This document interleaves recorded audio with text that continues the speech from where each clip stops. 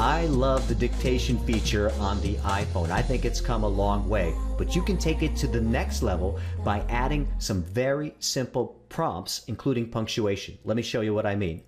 Always look for the microphone to the left of the space bar to get started. Tap on that. Hi, Bill, comma, new paragraph. Question, colon. Can you come to the marketing meeting today? Question mark. New paragraph.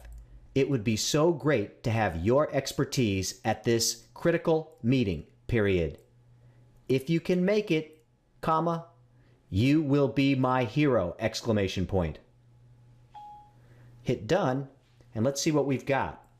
Notice how when I say new paragraph, it adds a space in there. That makes communication more effective if everything's not jumbled together. Can you come to the marketing meeting today? It would be so great to have your expertise at this critical meeting. If you can make it, you will be my hero. You can see it's grammatically correct. It's effective communication. The punctuation makes it more clear. This is a better way to communicate, and it would be very, very hard to tap out that particular message on an iPhone.